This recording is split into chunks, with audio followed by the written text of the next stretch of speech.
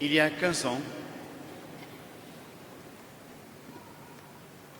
l'Amérique a changé et le monde a changé. Le 11 septembre de 2011, le monde rentrait dans cette stupéfaction devant la terreur.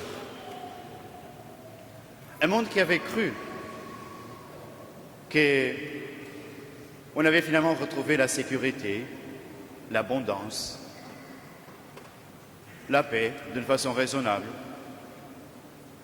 On avait mis notre espérance, notre confiance dans les ressources humaines, dans notre sagesse, dans nos capacités technologiques,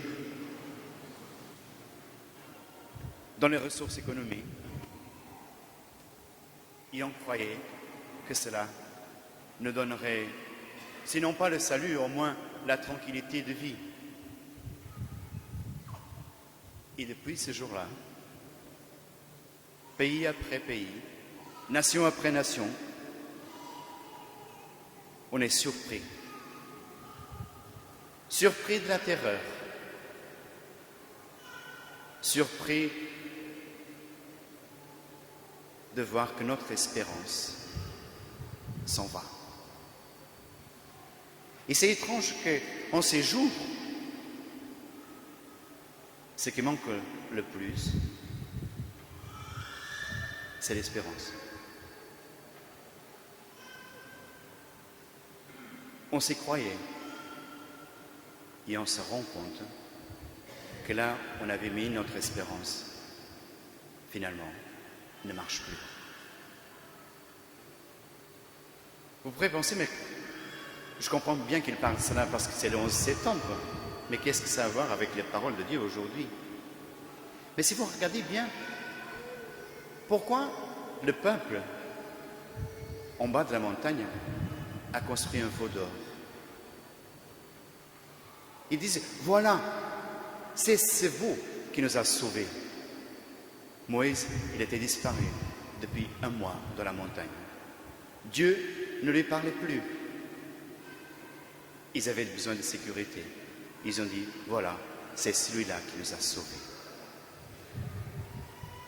Mais qu'est-ce que ça a à voir avec l'Évangile? Si on regarde bien, le seul chemin de l'espérance, c'est celui de la miséricorde. C'est celui de mettre notre confiance, notre espérance dans l'amour de Dieu, le seul qui peut nous sauver. Parce qu'on regarde toutes ces paraboles,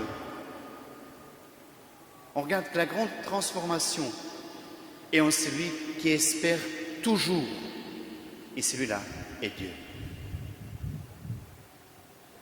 Mais regardons la parabole la plus longue de l'enfant, des 2 enfants et du Père de miséricorde.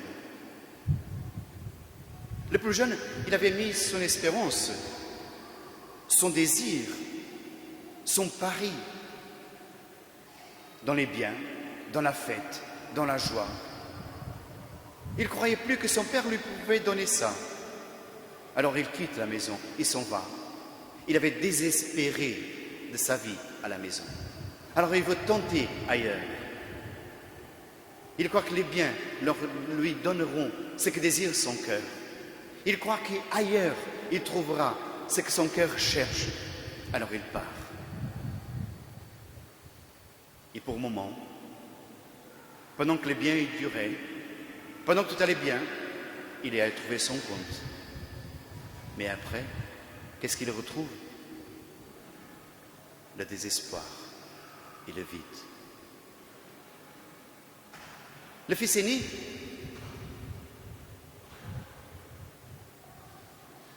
va revenir à cause de son espérance. J'y reviendrai. Le fils aîné qui est resté à la maison, le fils cadet, il va revenir à cause d'une espérance qui habite son cœur. Le fils aîné qui est resté à la maison, sur quoi il mettait son espérance? Sinon sur ses capacités à faire, à être juste, à être bon, à être impeccable. Il s'y croyait, lui. Mais il trouve aussi le désespoir à la maison. Quand son frère, qui revient, qui avait tout délapidé, son père fait une fête pour lui. Il pensait qu'il pourrait gagner l'amour de son père en étant sage, en faisant tout bien. Il avait mis son espérance dans ses capacités humaines, dans sa justice. Il ne comprend pas quand le père il fait la fête pour un vaurien qui avait tout dissipé. Ce qui est beau de voir, c'est que seul qui espère toujours, c'est Dieu. Parce que, vous savez, l'espérance, elle est animée par l'amour. Et vous voyez, quand on regarde les 3 paraboles, c'est cette espérance qui anime le cœur de ce bon berger. Ce désir de retrouver, de rencontrer la brebis qui s'est perdue. Alors, il désire, il la cherche, il espère. Et c'est pour ça qu'il quitte toutes les autres pour elle. C'est la même chose de la femme. Mais ce qui est beau de voir dans cette parabole du père et avec ses 2 fils, c'est que le père, il est la cause de l'espérance dans ses misères du plus jeune. De quoi il se souvient quand il tombe en soi? Il se souvient de la bonté de son père, de l'amour de son père. Chez mon père, les ouvriers, ils ont du pain en abondance. C'est cela qui le fait revenir. Il n'arrive pas encore à croire et à espérer que le Père le puisse le recevoir comme son fils à nouveau. Mais il croit en sa bonté pour lui donner du pain. Et parce qu'il espère dans la bonté du Père, il revient à la maison. Mais ce qui est beau de voir, c'est que le Père, depuis toujours, il espère en son enfant. Et il l'attend. C'est pour ça que quand il est encore loin, il court vers lui, parce qu'il attendait, parce qu'il espérait que cet amour qu'il avait posé dans son cœur le ferait revenir, l'attirer à nouveau à lui.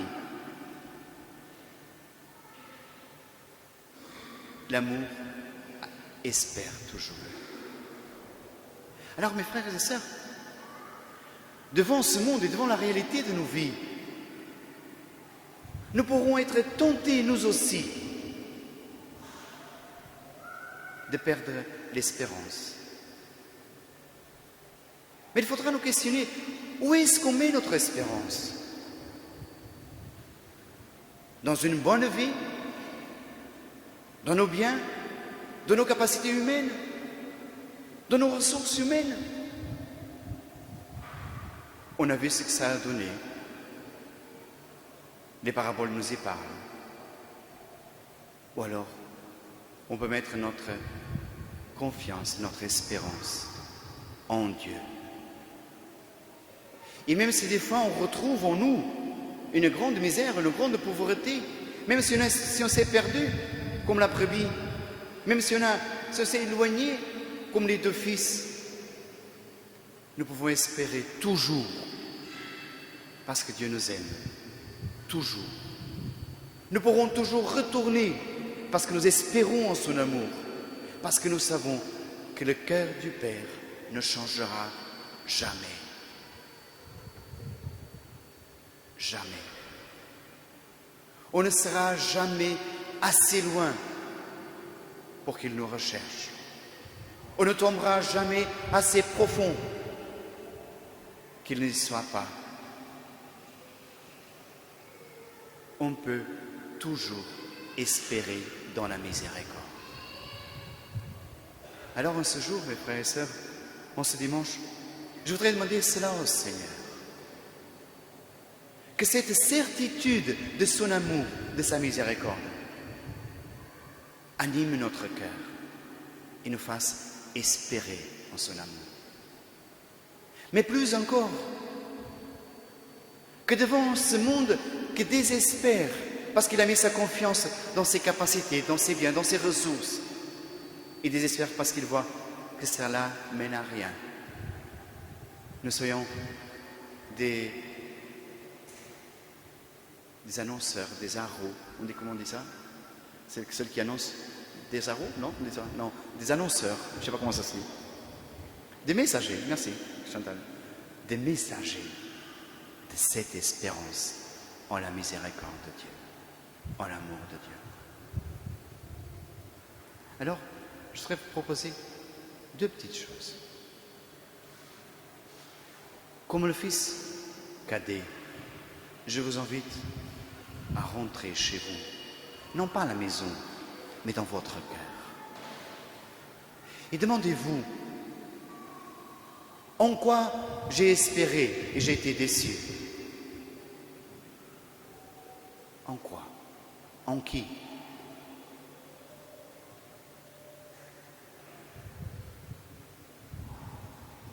Et de cette circonstance-là, à partir de cela, tournons-nous vers le Seigneur.